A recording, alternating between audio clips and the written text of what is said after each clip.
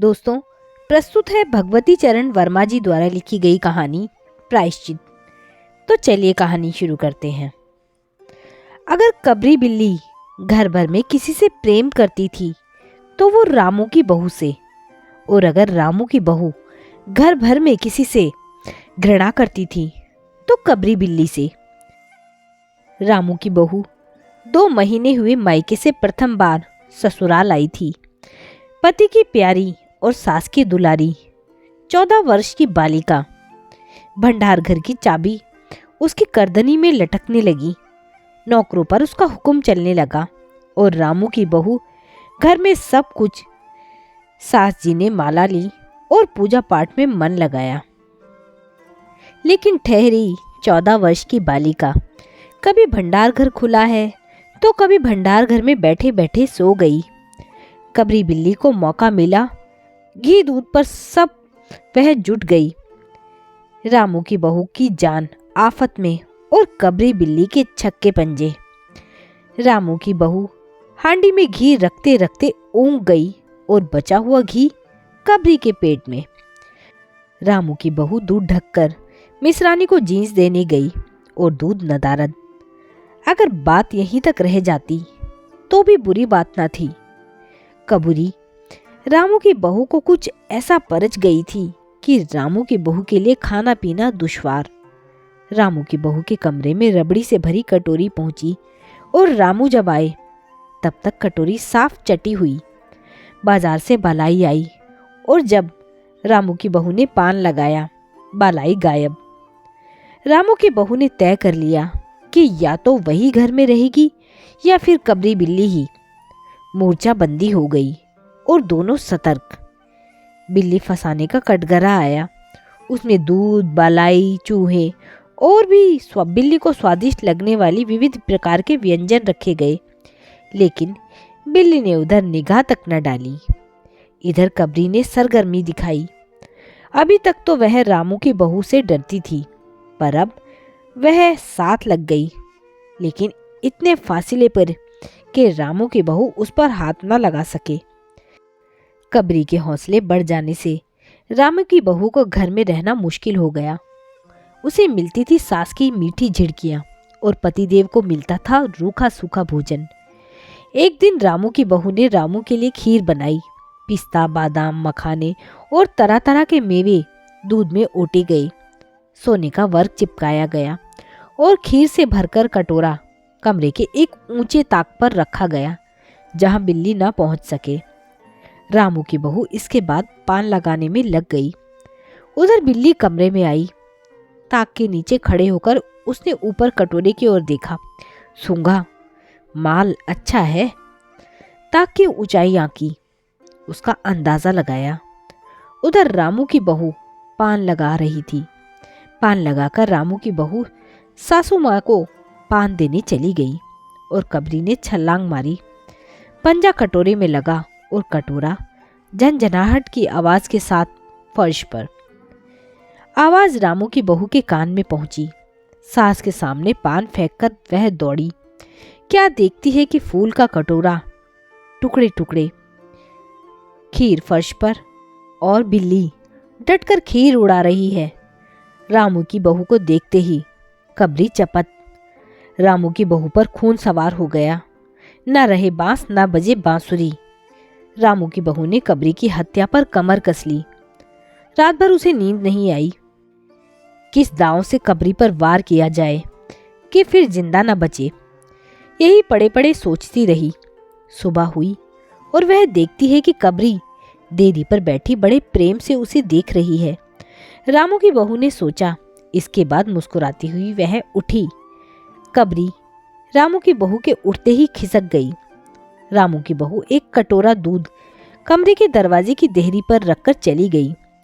हाथ में पाटा लेकर वह लौटी तो देखती है कि कबरी दूध पर जुटी हुई है। मौका हाथ में आया। सारा बल लगाकर पाटा उसने बिल्ली पर पटक दिया। कबरी न हिली, न डुली, न चीखी, न चिल्लाई, बस एकदम उलट गई। आवाज जो हुई तो मेहरी झाड़ू छोड़कर, मिसरानी रसोई छोड़कर और सास पूजा घर छोड़कर घटनास्थल पर उपस्थित हो गई। रामू की बहू सर झुकाए हुए अपराधिनी की भांति बातें सुन रही है। मेहरी बोली, अरे राम, बिल्ली तो मर गई। माँ जी, बिल्ली की हत्या हो गई बहू से, यह तो बुरा हुआ। मिश्रानी बोली, माँ जी, बिल्ली की हत्या और आदमी की हत्या बराबर है। हम तो रसोई ना बनाएंगी जब तक बहू के सिर हत्या रहेगी। सासू जी बोली, हाँ ठीक तो कहती हो। अब जब तक बहू के सर से हत्या ना उतर जाए तब तक ना कोई पानी पी सकता है, ना कोई खाना खा सकता है।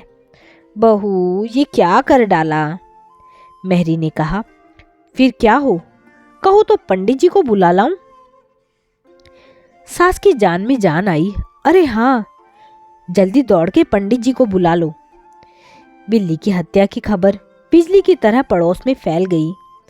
पड़ोस की औरतों का रामू के घर तांता लग गया। चारों तरफ से प्रश्नों की बौछार और रामू की बहू सिर झुकाए बैठी। पंडित परम सुख को जब यह खबर मिली, उस समय वह पूजा कर रहे थे। खबर पाते ही वे उठ पड़े। पंडिताइन से मुस्कुराते हुए बोले, भोजन न बनाना। लाला घासीराम के पतोहू ने बिल्ली मार डाली, प्रायश्चित होगा, पकवानों पर हाथ लगेगा। पंडित परम सुख चौबे छोटे से मोटे से आदमी थे। लंबाई 4 फीट 10 इंच और तोंद का घेराव 58 इंच। चेहरा गोल मटोल, मूछ बड़ी बड़ी, रंग गोरा, चोटी कमर तक पहुंचती हुई। कहा जाता है कि मथुरा में जब पसेरी खुराक वाले पंडितों को ढूंढा जाता था तो पंडित परम सुख जी को इस लिस्ट में प्रथम स्थान दिया जाता था। पंडित परम सुख पहुंचे और कोरम हुआ। पंचायत बैठी। सास जी, मिश्रानी, किस्नू की माँ, छन्नू की दादी और पंडित परम सुख। बाकी स्त्रियां बहू से सहानुभूति प्रकट कर रही थी। किस्नू की माँ ने कहा, पंडित जी, बिल्ली की हत्या करने से कौन सा नरक मिलता है। पंडित परम सुख ने पत्रा देखते हुए कहा, बिल्ली की हत्या अकेले से तो नरक का नाम ही नहीं बतलाया जा सकता। वह मुहूर्त भी मालूम हो जब बिल्ली की हत्या हुई, तब नरक का पता लग सकता है। यही कोई 7 बजे हुई सुबह, मिश्रानी ने कहा। पंडित परम सुख ने पत्रे के पन्ने उल्टे, अक्षरों पर उंगलियां चलाई, माथे पर हाथ लगाया और कुछ सोचा। चेहरे पर धुंधलापन आया, माथे पर बल पड़े, नाक कुछ सुकड़ी और स्वर गंभीर हो गया। हरे कृष्ण, हरे कृष्ण। बड़ा बुरा हुआ। प्रातःकाल ब्रह्म मुहूर्त में बिल्ली की हत्या, घोर कुंभी पाक, नरक का विधान है। रामू की माँ, यह तो बहुत बुरा हुआ। रामू की माँ की आंखों से आंसू आ गए। तो फिर पंडित जी, अब क्या होगा, आप ही बतलाएं। पंडित परम सुख मुस्कुराए। रामू की माँ, चिंता की कौन सी बात है, हम पुरोहित तो फिर कौन दिन के लिए हैं। शास्त्रों में प्रायश्चित का विधान है, सो प्रायश्चित से सब कुछ ठीक हो जाएगा। रामू की माँ ने कहा, पंडित जी, इसलिए तो आपको बुलवाया है। अब आगे बताओ, क्या किया जाए। किया क्या जाए, यही एक सोने की बिल्ली बनवाकर बहू से दान करवा दो। जब तक बिल्ली न दे दी जाए तब तक तो घर अपवित्र रहेगा। बिल्ली दान देने के बाद 21 दिन का पाठ हो जाए। छन्नू की दादी बोली, हाँ और क्या। पंडित जी ठीक तो कहते हैं, बिल्ली अभी दान दे दी जाए और पाठ फिर हो जाए। रामू की माँ ने कहा, तो पंडित जी कितने तोले की बिल्ली बनवाई जाए। पंडित परम सुख मुस्कुराए। अपनी तोंद पर हाथ फेरते हुए उन्होंने कहा, बिल्ली कितने तोले की बनवाई जाए। अरे रामू की माँ, शास्त्रों में तो लिखा है कि बिल्ली के वजन भर सोने की बिल्ली बनवाई जाए, लेकिन अब कलयुग आ गया है तो धर्म कर्म का नाश हो गया है, श्रद्धा नहीं रही। सो रामू की माँ, बिल्ली की तोल भर की बिल्ली तो क्या बनेगी, क्योंकि बिल्ली 20-21 सेर से कम की तो क्या होगी। हाँ, कम से कम 21 तोले की बिल्ली बनवाकर दान करवा दो, और आगे तो अपनी श्रद्धा है। रामू की माँ ने आंखें फाड़कर पंडित परम सुख को देखा। अरे बाप रे, 21 तोला सोना, पंडित जी, यह तो बहुत ज्यादा है, तोला भर की बिल्ली से काम न निकलेगा। पंडित परमसुख हंस पड़े। रामू की माँ, 1 तोला सोना की बिल्ली? अरे रुपया का लोभ बहू से बढ़ गया। बहू के सिर बड़ा पाप है, इसमें इतना लोभ ठीक नहीं। मोल तोल शुरू हुआ और मामला 11 तोले की बिल्ली पर ठीक हो गया। इसके बाद पूजा पाठ की बात आई। पंडित परमसुख ने कहा, उसमें क्या मुश्किल है, हम लोग किस दिन के लिए हैं। रामू की माँ, मैं पाठ कर दिया करूंगा, पूजा की सामग्री आप हमारे घर भिजवा देना। पूजा का सामान कितना लगेगा? अरे कम से कम में हम पूजा कर देंगे। दान के लिए करीब 10 मन गेहूं, 1 मन चावल, 1 मन दाल, मन भर तिल, 5 मन जौ और 5 मन चना, 4 पसेरी घी और मन भर नमक भी लगेगा। बस इतने में काम चल जाएगा। अरे बाप रे, इतना सामान! पंडित जी, इसमें तो 100-150 रुपया खर्च हो जाएगा। रामू की माँ ने रुआंसी होकर कहा, फिर इससे कम में तो काम ना चलेगा। बिल्ली की हत्या कितना बड़ा पाप है। रामू की माँ, खर्च को देखते वक्त पहले बहू के पाप को तो देख लो। यह तो प्रायश्चित है, कोई हंसी खेल थोड़े ही है।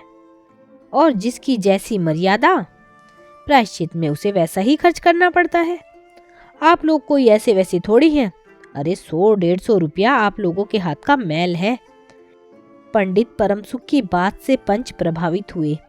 किस्नू की माँ ने कहा, पंडित जी ठीक तो कहते हैं, बिल्ली की हत्या कोई ऐसा वैसा पाप थोड़े ही ना है। बड़े पाप के लिए बड़ा खर्च भी चाहिए। छन्नू की दादी ने कहा, और नहीं तो क्या, दान पुण्य से ही तो पाप कटते हैं, दान पुण्य में किफायत ठीक नहीं। मिस रानी ने कहा, और फिर माँ जी आप लोग बड़े आदमी ठहरे, इतना खर्च कौन आप लोगों को अखरेगा। रामू की माँ ने अपने चारों ओर देखा।